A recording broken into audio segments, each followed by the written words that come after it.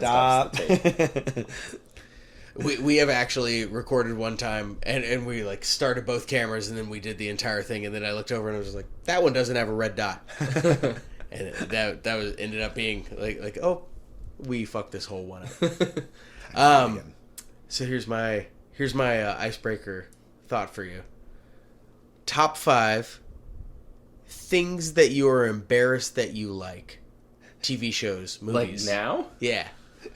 That I am embarrassed or that I should be embarrassed? Because I think... strike the top 5. Give me one. Give me one thing that you're like, I watch this, it's my guilty pleasure.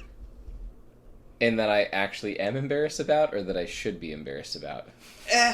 I mean, it's hard. Just go for it, dude. It's hard because like none of us really feel embarrassment about anything. Yeah, I think that's why I'm asking. I don't.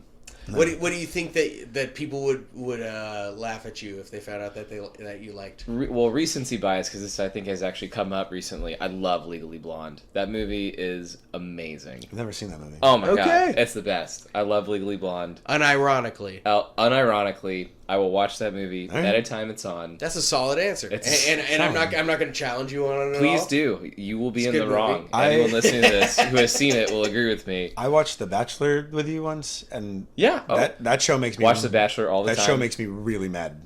That's great. I don't watch that anymore. Should see if I can dig up. Fucking stand it. In R.I.P. in memory of Jamie Grant, he sent me this text when he watched it when I was still in England, and I posted online, and it's this hilarious, angry rant about how, like, The Bachelor is the sign of the decline of romance in Western civilization. Well, they're always like you're reading into it too much, man. Love is a farce. I was sitting there with you, and they're always like, "Oh, I really learned so much about you today." It's like, when? You didn't fucking say anything. Nobody said anything the whole goddamn time. You know this kayaking date? Yeah, like what? I learned 0 about you. How did you learn something? Just fucking infuriating. I really want to watch The Bachelor again with you now. I was fuming. It's on tomorrow night if you want. We should do a fantasy league for the next Bachelor. We used to do that every season. Yeah, where you pick how far you think each person makes it. Smash my TV if I do that. Yeah. That's what I felt like the important qualifier is things that I should be embarrassed about. Yeah. Because I own that. That's fine. The Golden Bachelor. They recently had a Golden Bachelor. Yeah. Where it was someone in their like 70s, I think. See that one guy? He's like 90. AJ, what's yours? That I should be embarrassed about? Or are? I mean, I feel like we're too old to be. I don't know. I like Savage Garden a lot. Does that count? It should be, but not embarrassed. I don't give a fuck. I love that album. Yeah. No, that qualifies for the question, but I'm not going to challenge you on it at all. I love that album. I Madly Deeply. Yeah. I Want You. Yeah. Tears of Pearl. Oh my god, there's so many good. I actually have a video. A banger. No, I sang that. I sang that at your bachelor party. at that karaoke bar at the Arizona border. Like the Rat Desert. Yeah. So I sang the Titanic theme at that one. I was going to say, I have a video of you singing that song. Yes. Yeah, that's probably not very good. good. I can add that to Instagram. Let's do it. Yeah. Well. And Chris singing Creed Higher. Amazing. Well, this is the last podcast on the left. I'm Mitch, sitting down with AJ. And also, Sean is still with us. Sean's for back. the bonus episode. So last episode we talked about how we recorded S.B.N.C EP, which is on streaming platforms. Everybody can listen to it. And now we're going to talk to you about how we wrote it. This was a very different writing process. For one, we had Josh Skifstrom in the band now. And we were writing a different style. It was 100% way more metal based than anything we had experienced. Because of Josh's guitar prowess. Yes. Yeah. I mean, we all wanted to. None of us had gotten there yet. One thing that I really remember about this one is that our writing process now, we actually took a look at the songs deeper than just a first run. I would say about 9.5 times out of 10, whatever the first draft was that any of us wrote, that was what was in the song. Yeah. Very few times did we ever cut something, and for all of these songs and everything moving forward, we actually were like, okay, does this need to be there? Can we do something better for this? Is there a reason why we're playing the bridge like exactly, yeah, like instead of just like really quick? Some parts like in the first draft aren't there anymore. or we wrote something new for it, and The so shit makes no sense. Yeah, we took more time Oh, on that's it. not true. Than, We did that for "Sold My Soul," my bass line, and "Sold My Soul." Yeah, so I That think made no sense. We kind of took a little more of a grown-up approach to it, I would say, at that point. Pre-production. Yeah, Is exactly. what you would call it. I think I can only think of one instance, and we had already put out over 20 songs at this point, where something was actually cut from like the first draft of the song. Anything else was like, yeah, I guess we're just gonna make the best That of is these how parts. the song yeah, is. Yeah. We're just gonna make the best of the parts that we have, and nothing's getting cut ever. We have determined that this song is written like this, and there's nothing you can change about it. And that's it. Yeah. So yeah, this song is only 3 songs long, although I think these 3 songs are possibly longer than any of our 11 song albums or anything, because now we're not writing 2-minute songs anymore. This shit's not for radio. Yeah, metal as fuck. So I mean, I would say at this point, I mean, every episode that we've talked about recently, we were listening to a lot of Avenged Sevenfold, a lot of Killswitch Engage, Yeah. a lot of As I Lay Dying, and I think is very, very prominent. Now, when we say one of us wrote a song or something, I feel like we're not giving enough credit to the rest of the band. Like, everyone's like, it's a full... Somebody gives something to every song, right? Somebody Like, it's shows up and is just like, hey, I wrote this song, and then we all go, okay, let me do my thing on not top of embellished. it. Yeah. Yeah. So when we say like Mitch wrote the lyrics and the melody, or like Sean wrote the music, like that just means like the bare bones, and every song is like pretty much a full... And I'm here to verify that I never wrote the melody. It was AJ is accurate in saying I'd say, here's the song, here are the lyrics. I trust you to make figure it this out. work. Yeah, Yeah. Absolutely. So that is absolutely true. the first song, so I think we had wrote like 7 songs this summer with Josh. Like right away we just like we're off to the races, but I don't remember why we chose these 3. Maybe we were just most stoked about them, but the first one is called My Excuses versus Your Delusion. It was a song, probably the first song that Josh brought to us, and Mitch wrote the lyrics and the melody. Yeah. Did anybody... And the ridiculous title. Yes, and the very ridiculous title. Do you guys have any memories of writing this song?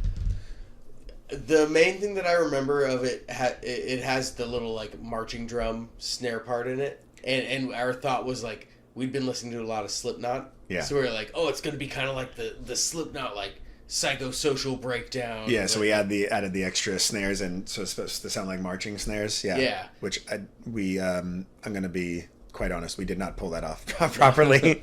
The best thing that we ever did was in later live performances of it, we would have. Like Other my brother people. would come up with a snare and he would And play do it. along with it, and I was like, "That's sick! That was really cool. We're doing a thing." Josh wrote all the music to this song. That started it off. I know I had some ideas that are rhythm guitar ideas that I brought to the table, which I honestly don't enjoy anymore.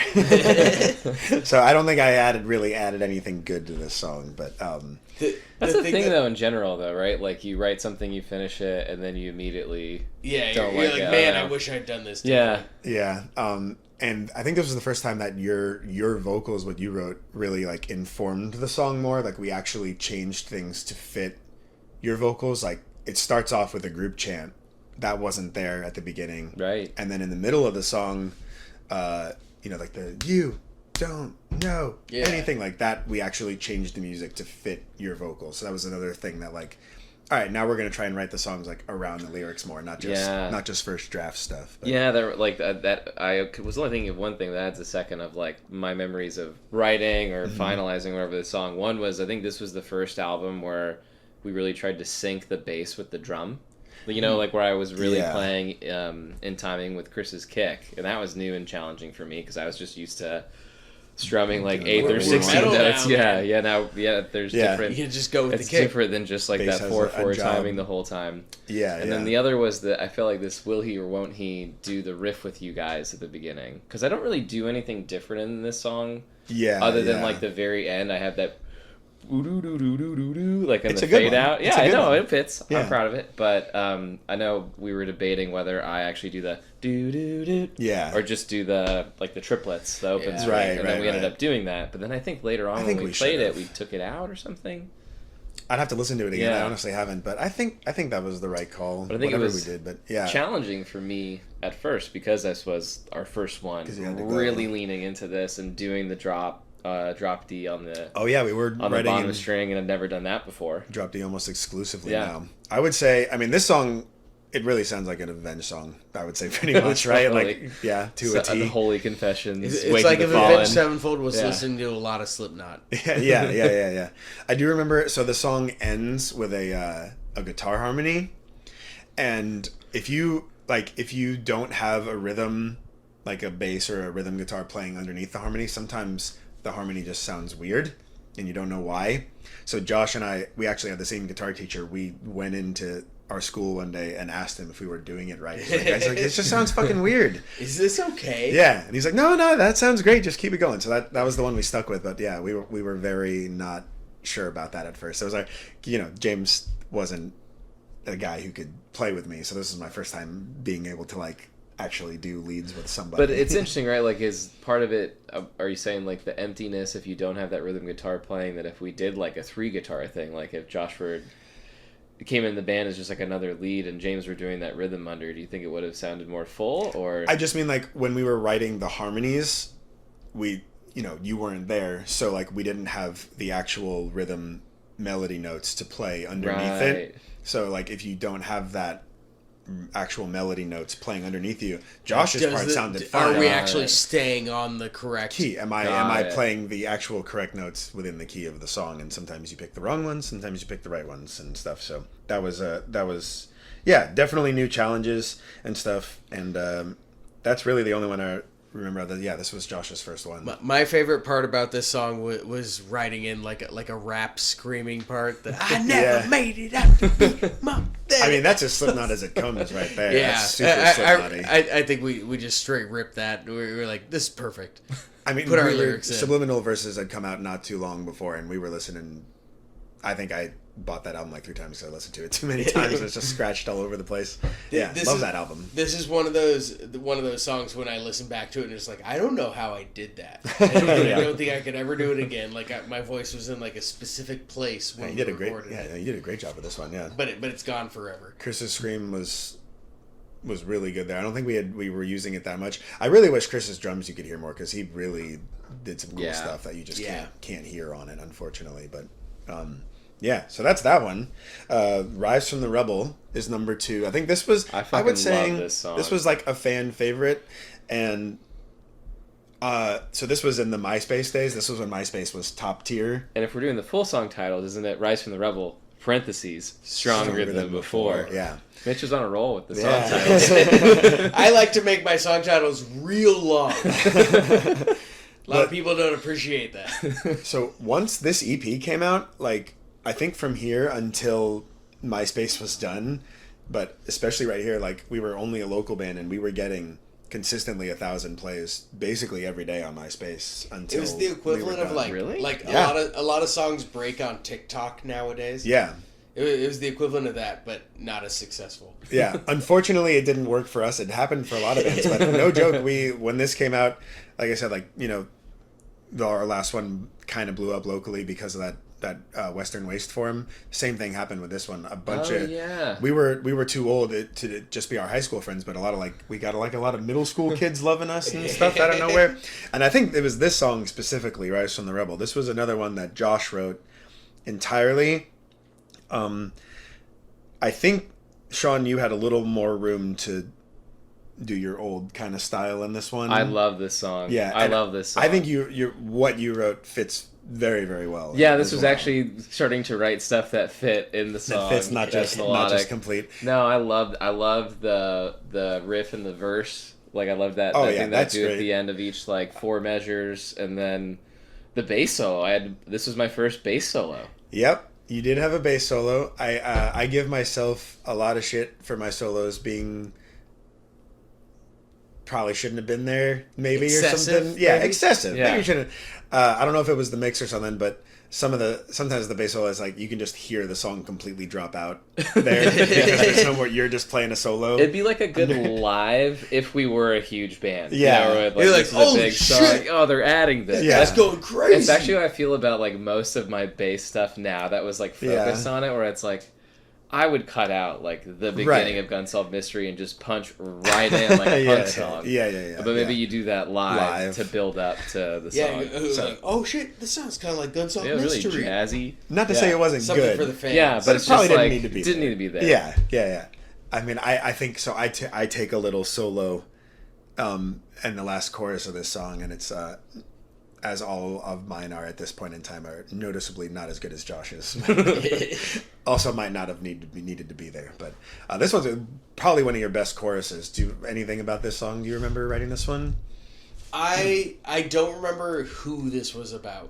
I remember later. I think I do. I remember in later We don't years. need to speak of these things. I remember in later years playing it and just being like, "This is for you," but like specific like girls who had recently broken my heart. But it was a very like heartbroken emo song. There is a song that's very similar to it. You know what? I've listened to it. It Dies Today. That's what Chris always pointed it out. This That is a call to arms for all Oh, the right. It doesn't really sound like it, but I see where Chris said that. I could see them being like kissing cousins. Yeah, They're not the same song, but they're Yeah. very close. And Yeah. I want to set the record straight. I'd never heard that song. Okay, yeah. Writing the song. So we went into it and we were just like, oh shit, like we kind of wrote the same song, like Synchronous Thoughts. Yeah. And that's their big song, so this will be our big song. I think it was. I think this was one of our bigger ones for sure. think so. Everyone Totally. sang along to this one. It's fun to play live like that, punch in into the last chorus, refrain, whatever word you guys use. Right, I always use the one you make fun of me for, and fair enough. Well, I used refrain for the longest time until I got made fun of for it. Okay, And so since then, that's I got probably why I Not said the it. appropriate music. You know what it theory is? term. Yeah. It's American Martyrs. It's Yeah. I think it's like refrain Sure, in yeah. the church missals. Sean went to Catholic school with me. He did better there. than Clearly I it did. worked. I did all of the solos until I went through puberty when our class did the You mass. just went over. I probably did them with Christina, with All Mitch's the wife. castratos. Yeah, that punch in, just like jumping and trying to time that was something I really worked on because it's so fun. Yeah, I yeah. nailed it at the reunion show we did, like Did the you? 10-year Yeah, reunion show. yeah. But I couldn't jump as high, like fat and 30, as I could None of like us spit in 18. This was one. I just remember both of them that Josh brought right off the bat was like, oh my god, we actually have breakdowns Yeah. now. Like we're Holy getting more shit. metal, even though we sing more. Still, it's just like, damn, now we're finally getting to it. But I also remember looking back at early recordings of Rise from the Rumble, we were like, oh, if this breakdown is excessive. yeah, This doesn't need to be here. Like these are the things that we kind of like shaped later, where it's like, oh, okay, that's kind of out of control. yeah.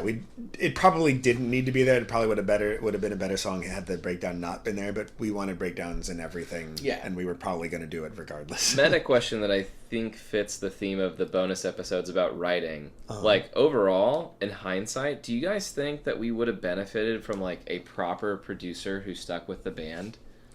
I think about that from time to time, because a lot of what we're doing now as we're looking back at old stuff is, like, cutting things. Yeah. Like, I have think that person who would, like, know our sound and say, like, hey, guys... The only time we ever actually had a proper producer, I don't feel like that they completely understood what Yeah. we were going for. Right. So they were cutting things that we really wanted to keep, and Yeah. we felt we were like too young and inexperienced to be like, no, that stays. That Yeah. needs to be there, So yeah. then we ended up getting kind of like having our artistic integrity kind of ripped away, which Right. will happen in later bonus writing episodes. some of my favorite records, like you have a producer on it. Most people work with producers, except for Sevenfold. They're like, nah, we got this. But like, They could stand to use a producer from time to time. yeah, I definitely think we could use a producer. I will also say, and I'm not saying I've written like some number one hits or anything, but I don't really feel I've ever had an enjoyable experience with a true producer. Sure. I But, mean, because yeah. that's the kind of the role, right? Is telling you what to do with your song. Yeah. A lot of times it's like, hey, I know you put your heart and soul into this piece of art that you're trying to put out, but it sucks the way that you do it. Yeah. So can we change it? Well, I And think can we cut out this very crucial piece right in the middle, Yeah. and then just like put it in a box that would work for Yeah. a Kia commercial. Your baby is ugly stuff. Yeah. Yeah. I Your think baby's you just, ugly. Give it a nose job, and then we're gonna make it work for an Apple commercial where everybody's if in you- silhouettes. If you're going to use a producer, you need to have like a decent amount of pre-pro so they can understand what your goal is with the song. Yeah. So they're not turning it into something that's just what they think the song should be, and they don't understand where you're coming from. Right. So, which is, I think, is where a lot of times we have failed with that, is because they don't We get. were what they're already doing. at the for point where we were like, these are the songs we're coming to record, Yeah. and they're like, okay, let's check them out. Okay, strike the second chorus that is like the most important to you as a songwriter. Yeah. And I want you to remove the bridge, and instead of the bridge, I want you guys to do the like they just like shift everything around. It's like, well, You didn't understand what you we weren't were listening to doing. anything before this. You don't know Yeah, how we yeah. got to any of these points. You don't know Exactly. what we're Yeah. actually trying to make. Yeah. But yeah, so I mean, yeah, But it I definitely do- has its benefits. I do think it's important because having a person come in and just like, hey, what you guys have been doing in your little bubble Yeah. might be a little insane. Yeah. Yeah. You need somebody to tell you, like, you don't need 5 minutes of a guitar solo when you've already got a 2-minute guitar solo earlier in the song. Yeah, or like a 30-second bass solo at the end of the Yeah. song that's 5 minutes long Exactly. after a guitar solo. It's helpful and to have a double person chorus. come in and just be like, hey, Yeah. don't do that. Don't do that. On that note, song 3, Yeah, I was teeing up my song. Just a Dream. So this one was written by Sean. It was the music and the lyrics were, again, he was just like, here's the fucking lyrics. Somebody figure this shit out. Yes, Make a song out That's of it. exactly how I said it too. So yeah, exactly with those words. Yeah. Can you not picture him saying that? Fucking figure it out, dude. So I'm gonna start watching the YouTubes now instead of listening to the podcast. Yeah, There's an added element. I feel like our podcast is much better served if you can watch our delightful faces while we recant our stories. When I was originally thinking of doing this, I was originally gonna write a book actually of all the like craziest shit, but I just felt like you would have had to learn how to write. It was waiting I'm gonna get a ghostwriter. Fuck y'all. for anyone who wanted Mitch to rib on AJ. As soon as he said write a book, Mitch's face lit up. Hieroglyphics? I'm just teeing you up for this, huh? Anyways, I just felt like I wouldn't if you can't like hear us or see our expressions of like all this shit that's happening, it wouldn't come across good enough. So I just thought this medium would be better than Yeah. me writing down the stories. That's why we've done video from the beginning, because we were like, oh, it's better if we could stare into each other's eyes and you Yeah. can also join us. Like if you were just reading, oh yeah, we didn't finish Twist the Cane because AJ was crying at Mitch and laughing too hard that he fell over. Like that's not as funny as hearing me say that, which truly did happen. Seeing the good joy in context. your face. The pure at joy your of just seeing friend's me dismay. Like I actually had tears in my eyes. I was on my knees and I stopped playing because he almost passed out from having to sing too many notes by himself. I have a proofreading copy of AJ's book, and it's just him doing that turkey tracing on over and over again. Every page. Anyways, I hate you guys. I'll kill you one day, Token. So Sean wrote this one. Sean and I had written a ton of songs, but once we got Josh in the band, we didn't want Josh to be like not. You're just laughing at me the whole time. I'm still laughing at my own joke. Man. Good job, man. Turkey hand. So we wanted to like give Josh a lot of songs, or like we let him bring those in, and because we didn't want to like exclude him. Yeah, as the well, new no, guy. I We wanted feel him to ownership be in the excited band and everything. as well. Yeah, it's And he's like, a great- hey, now yeah. it's Josh's Well, band. and he's also a great songwriter too. Absolutely. So there's that. Yeah, and we just wanted to hit all of his new things, but we also didn't want to like put all of ours by the wayside. Right.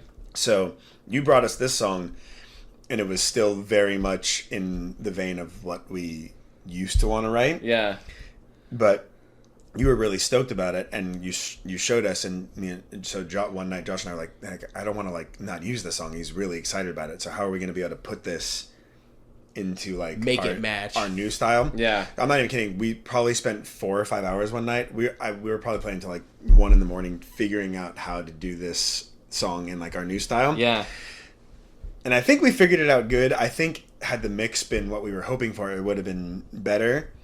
It would have like felt better. But if you feel like this song sounds like 2 songs, It is. That's why. It is 2 songs for because sure. Sean wrote the first like 2 minutes, and once the song slows down, that's what Josh and I added to the song. Yeah.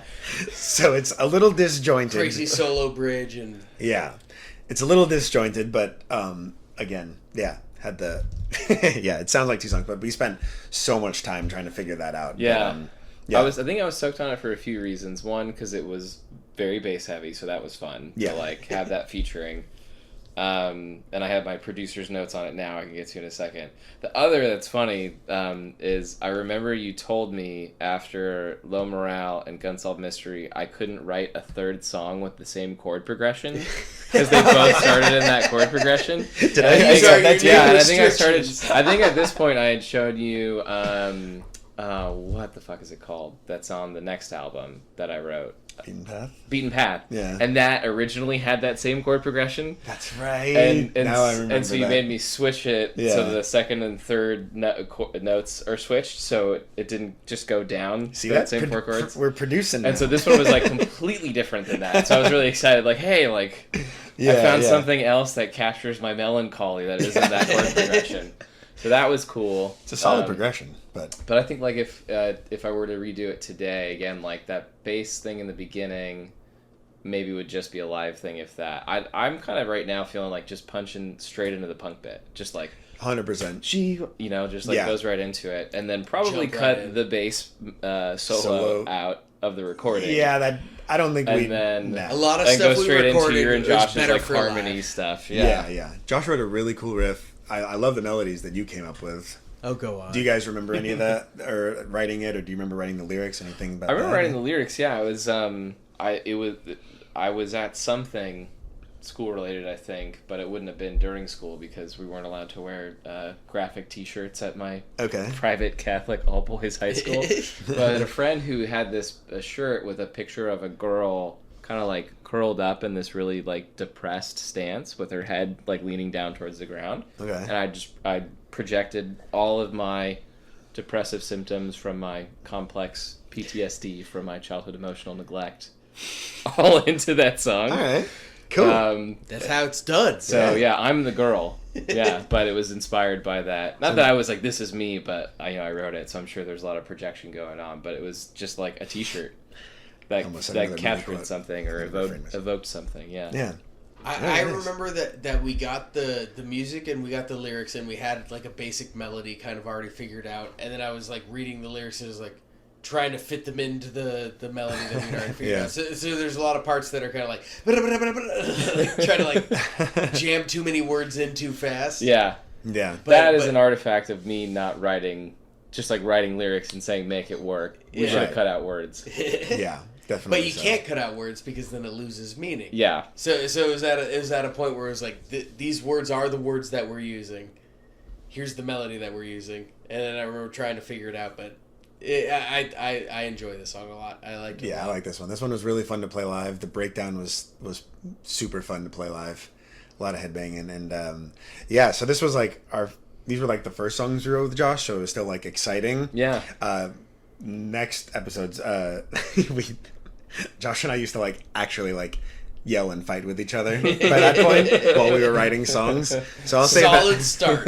I'll save that for To a next one. new But we were band. at a solid point at this time in the band. I can't no remember. yelling. Did I have to like write more lyrics for the part that you guys wrote? I feel like I just wrote like the punk bit. The punk But that she dreams about. Oh, For what I could I be don't know. misremembering, but to me that felt like we added that and then we needed lyrics there. We and might so I have had to taken add existing more. lyrics and kind of like tweaked them Yeah. enough to fit, and then to go like, "Hey, Sean, are these okay?" yeah. Because we don't want to. You never want to take somebody else's lyrics and just like, "Hey, here's how I imagine." Yeah. them." Yeah. And you Yeah. don't know what they were actually like trying to write. Yeah. But- Especially when my lyrics were like therapy for undiagnosed depression. If you're keeping track so far, everyone, my songs were Low Morale, Gun Solve Mystery, and now this Just a Dream one that I've explained. Yes. So, Yes. Yeah, looking back on it, I want to give younger me a hug. I had You Don't Understand, Good Plan Idiot, and The Night God Died. Unanswered. And it's a bunch of sad songs. Never mattered. We were just a bunch of sad boys who were just like, well, poetry's lame, so what if we wrote songs instead? I think it was a very good first outing with Josh and the band. This was a very fun EP, a great experience, and we actually recorded with a metronome for the first time. So everything's in time. Game changer. Yeah. I still listen to it a lot, man. It's fun. You can go listen to it now. Everybody go check it out. It's on Spotify. Go S.B.N.C and check it out on Spotify. EP. Spotify, Apple Music actually pays us. In case anybody wants to help with that. Yeah, don't listen to it on Spotify. Listen to it on Apple Music. And it's on our YouTube channel. Yeah, that's it. That's our 2005 EP. Cool. All right. Well, Sean, thank you so Thanks much for having me, guys. It was fun to hang with us. Yeah. Next time you're in town, we'll try and do it again. I love it. Let's do it. We figured out how to do this, so now anytime anybody's in town, we'll slam him. I know. In the I've chair opened next the to AJ. floodgates. You're gonna get requests now. Apologies in advance. God damn it! All the people that we said we can't have guests. It's like, all right, Josh, you can't come. Josh, you can come. Love you, Josh. We love you. James still can't come. I love you, James. You should let James come. So we had been talking about this before in the pre-production, but it would be nice to have everybody. Yeah, that'd be fun. We'll figure it out. We're gonna need more cameras. So if you want to see that, make sure you jump on our Apple and send us money. I'll put my Venmo in the comments of this video. AJ I don't know. Feet pics or something. Feet pics? Yeah. Nah. You don't want to see AJ's feet. They're fucking gross. Say AJ not to My show you his feet feet. on I mean, they're all tattooed, so they're actually kind of pretty. No. My feet are clean. My feet are pure. You can look at my feet. Whatever, guys. All right, thanks, guys. Bye. Have a good time.